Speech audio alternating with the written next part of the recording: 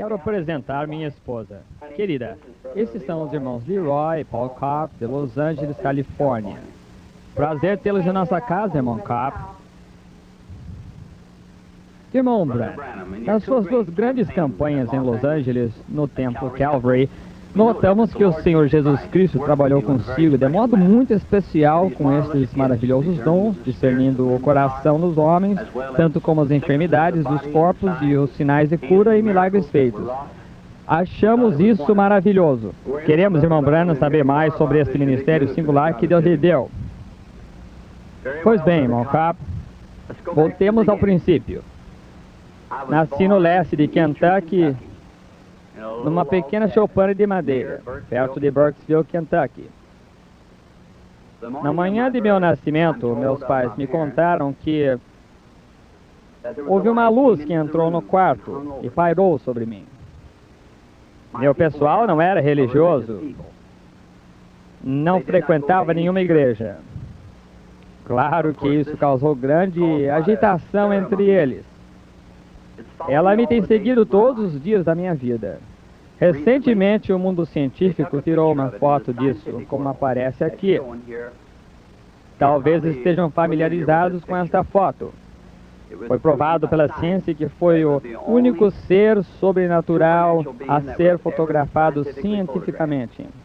Em minha opinião, é o mesmo anjo de Deus que seguiu os filhos de Israel desde o Egito até a Palestina. O Senhor mesmo, como estudioso, sabe que esse foi o anjo do pacto. Nosso Senhor Jesus Cristo, não outro. E quando estava aqui na terra, manifestado em carne, ele não afirmava ser grande pessoa. Ele disse, o Filho não pode fazer coisa alguma, a não ser que o Pai lhe mostre. Em São João, capítulo 5, talvez conheçam esta escritura, Jesus passou por este famoso tanque de Betesda. Ele encontrou muita gente ali, cegos, mancos, coxos, esperando o movimento da água. Foi estranho ele ter ministrado apenas a um, mas se notarem, ele sabia que estava onde estava aquela pessoa. O Pai lhe havia mostrado, ele curou a esse e talvez ele não fosse aleijado, estava apenas deitado numa maca, mas Jesus o curou. Mais adiante nesse capítulo, encontramos por volta do versículo 19 que os judeus o questionaram. Talvez hoje seja questionável a razão de Deus passar por um lugar onde toda aquela gente era coxa, mangue e seca e não curar a todos. Mas aqui citarei suas palavras. Ele disse, na verdade vos digo que o Filho por si mesmo não pode fazer coisa alguma, senão ouvir fazer o Pai. O Filho o faz igualmente. Então, conforme sua própria palavra, seu ministério foi baseado nas visões do seu Pai. Então não seria estranho que seu ministério fosse realizado como ele prometeu aos seus discípulos. As coisas que faço também as fareis, ainda maiores fareis, pois vou para meu Pai. Ele disse, mais um pouco e o mundo não me verá mais, mas vós me vereis, pois estarei convosco, até mesmo em vós, até a consumação do século. Jesus Cristo é o mesmo ontem, hoje, eternamente.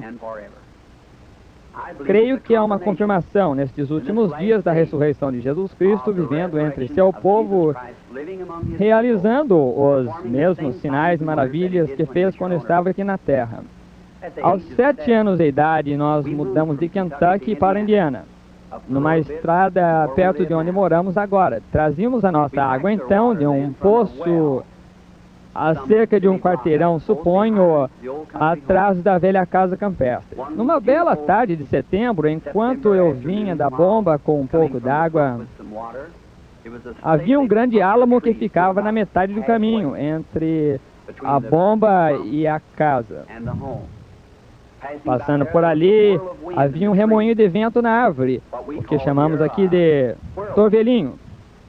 Ora, isso não era raro nessa época do ano ou nessa parte do país, mas isso permaneceu na árvore, não foi embora. Eu parei para ver o que era e uma voz saindo daí me disse: nunca fume, nem beba, nem contamine seu corpo de nenhuma forma, pois haverá uma obra para você fazer quando tiver mais idade. Assustado, essa palavra mal define isso. Corri depressa para casa dizendo para minha mãe que um homem me havia falado de uma árvore. Ela achou que eu estivesse nervoso, ela me colocou na cama. Mas a partir de então, visões começaram a me aparecer e quando isso vem sobre mim, produz uma visão. Posso contar para as pessoas que é o problema delas e o que devem fazer na vida e os pecados que não confessaram na sua vida. Aos 37 anos de idade, uma noite eu orava em meu quarto. E quando me levantei, notei que havia uma luz no chão. Eu olhar para ver de onde vinha, vi que vinha do alto. A coluna de fogo pairava logo acima e projetava a luz no chão. Ouvi alguém andando, olhei, atravessando o quarto, chegando a esta luz, apareceu um homem. Como figura humana, ele pesaria uns 90 quilos. Ele tinha cabelo escuro até o ombro, de pele amorenada, estava descalço. Claro que eu estava assustado. Ele me disse, não tema. E logo ao ouvir essa voz eu sabia que era a mesma voz que me havia falado comigo, mas era a primeira vez que eu havia visto em forma humana. Ele disse, fui enviado da presença de Deus para dizer-lhe que é para você orar pelos enfermos. Grandes sinais e maravilhas seguirão seu ministério e você orará por reis e monarcas e assim por diante. Bem, eu lhe disse que era pobre, que não tinha instrução, que não estaria capacitado para fazer essa obra. Ele disse que como Moisés recebeu 2 sinais de confirmação do seu ministério, eu receberia 2 sinais. Um seria orar pelos doentes, os milagres, e outro seria você conhecer os corações, os segredos dos corações das pessoas. Ele disse que eu estava orando a respeito disso, de que as pessoas me diziam que esse ministério é do diabo. Ele se referiu a muitas escrituras, tais como quando Filipe encontrou Natanael e Natanael chegou a Jesus. Ora, Jesus lhe disse onde havia estado, onde estava, debaixo de uma árvore, quando Natanael o encontrou. E muitas outras escrituras, tais como a mulher na fonte, como lhe foram revelados os seus pecados, quando Jesus lhe disse que ela teve 5 maridos. Ela correu para a cidade e disse, este é o Cristo. Ele se referiu a muitas outras escrituras. Eu lhe disse que iria. Ele me deu a certeza que estaria comigo sempre. Como conhece Simon Kopp, e o mundo conhece as grandes coisas que têm acontecido nesse ministério. Estávamos pensando quanto a essas visões, que se eu me lembraria delas bastante tempo. Faz algum tempo, faz uns 4 anos, para ser exato, de um garotinho morto ao lado da estrada. Um carro atropelou e o matou. E era para ser ressuscitado dos mortos. Bem, eu contei isso para todos, estava profetizado nos Estados Unidos e no Canadá. Milhares de Bíblias estavam com isso escrito na folha em branco que aconteceria. Um dia, quando estávamos tendo campanhas em países escandinavos, passávamos pela Finlândia de Kuopio e havia um ajuntamento de pessoas no acostamento. Estavam inclinadas sobre alguma sorte de forma. Saímos para ver, lá estava o garotinho, a cena toda, exatamente como me foi mostrado. Eu disse para o irmão Moore, olhe na sua Bíblia para ver se não é esta cena. Sim, ele disse. Ajoelhei-me e pedi ao nosso Senhor Jesus para confirmar sua palavra que me havia mostrado. E me disse o que aconteceria. O garotinho foi ressuscitado pelo nosso Senhor Jesus e está vivo e com saúde hoje. Irmão Kopp, essas são apenas algumas das coisas que nosso Senhor Jesus está fazendo hoje, no ministério que me deu.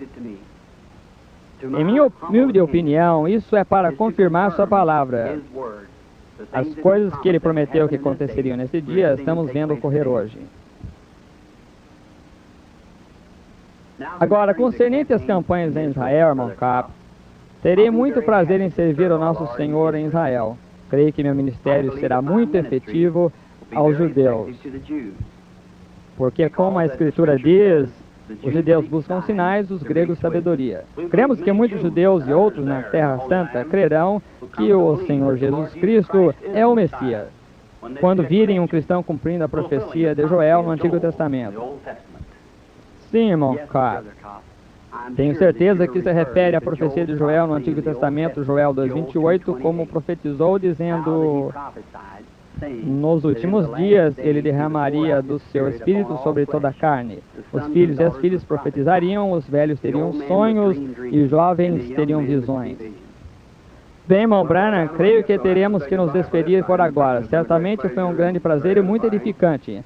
Temos que ir andando, mas nós o veremos, querendo Deus, em Chicago, dentro de uns 2 dias. Bem, cavalheiros, foi um prazer tê-los em nossa casa esta tarde. Estaremos orando juntos para o sucesso da reunião em Chicago. E, pela graça de Deus, espero encontrá-los lá dentro de alguns dias. Aceitariam um chazinho antes de irem? Muito obrigado, irmão Branham. Aceitamos sim, obrigado. Obrigado. Obrigado, querida.